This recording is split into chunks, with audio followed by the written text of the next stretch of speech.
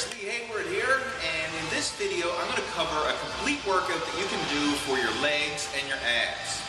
And this is the third part of my basic bodybuilding training series where I'm covering a 3-day split. The first two parts of this training series are posted below, so if you haven't watched those videos already, then just click right below this video clip. There will be links to take you to the previous two parts. The first video was chest, shoulders, and triceps. The second video was back and biceps. And this third video is going to be legs and abdominals. And it's going to complete our 3-day split. And it's a great way to divide up your body parts to get a complete workout. Make sure that you're not neglecting any muscle groups. And like I say, it's a good way to optimize your recovery levels and everything else as well. So right now we're going to jump right into it, legs and abdominals. And the first exercise of our leg workout is the barbell squat. And this, hands down, is the most effective leg and muscle building exercise that you can do. It allows you to handle heavy weights, it works a lot of muscle, and it stimulates the central nervous system to release higher levels of natural anabolic hormones like testosterone and growth hormone and all that stuff.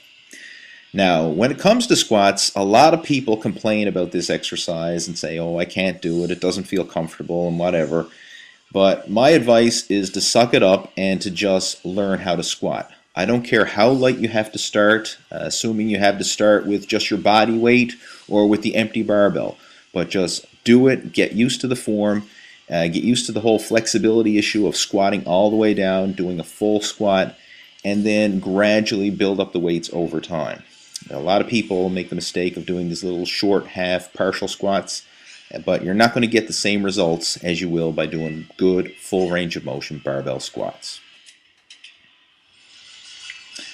Now, after squats, we're going to move on and do leg presses. And I tell you, the combo of doing squats and then leg presses is a killer.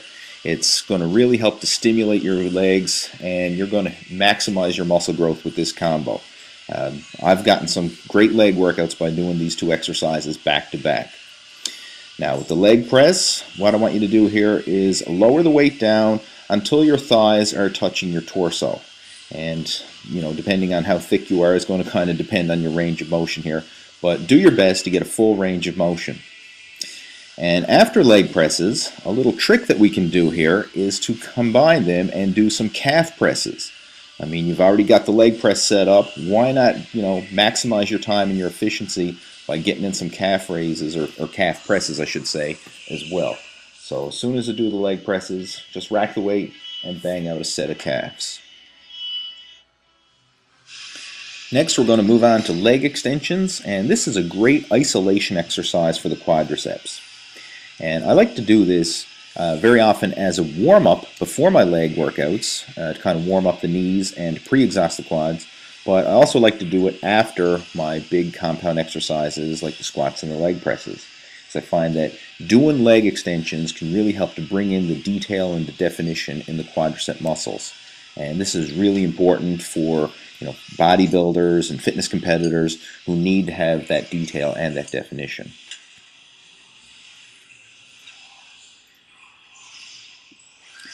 Now we're going to move on and do some isolation work for the hamstrings. And the lying leg curl is one of my favorite hamstring exercises.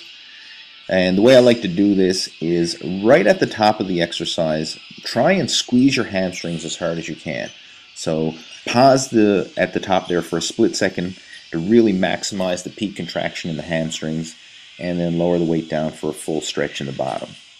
I'd much rather you use lighter weight and stricter form with these exercises because they are isolation moves. They're not necessarily power moves.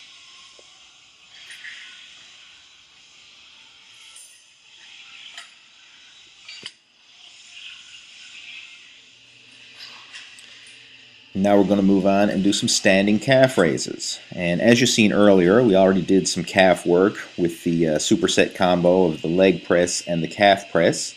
And now we're just going to finish off the calves here by doing the standing calf raise. And this is, I think, the most effective calf raise exercise you can do because it allows for full range of motion, full stretch at the bottom, full peak contraction at the top, and it allows for relatively heavy weights to be lifted. So that's why I think this is a must-do exercise for overall calf development.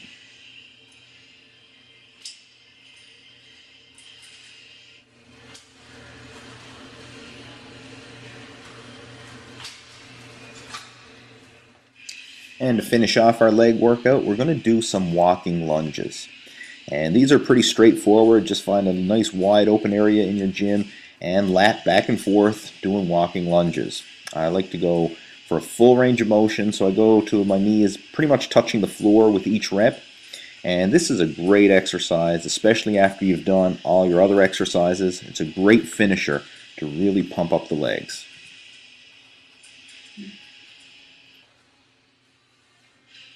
Now we're going to move on and work the abdominals. And one of my favorite ab exercises is the decline bench sit-up. This is a great move that really works the upper abs as well as the lower abs. And you don't really need to handle a lot of weight here. I mean, if you wanted to, you could actually hold a weight plate to your chest or behind your head. But for most people, simply doing this exercise with body weight will be hard enough. And I like to do higher reps and really feel the muscles working as I train my abs. And next I'm going to move on to V-ups. And this is a good complementary exercise to pair up with the decline bench sit-up. And with V-ups, it specifically targets more of the lower abs. I mean, you're still getting in the upper abs there to a degree, but most of the emphasis is on the lower abs. And like I say, it's a good complementary exercise to pair up with the decline bench sit-up. And again, just using body weight and strict form, really feeling the abdominal muscles work is usually good enough for most people. When it comes to getting good abs, the key is to lose the body fat that's covering your midsection. That's more important than simply building bigger abdominal muscles. Now you can add in extra abdominal exercises if you like, but you can't get ripped abs simply by doing more sets of ab exercises. Like I said, to really see your abs, you need to lose the fat that's covering the muscles, and you do this through cardio and diet.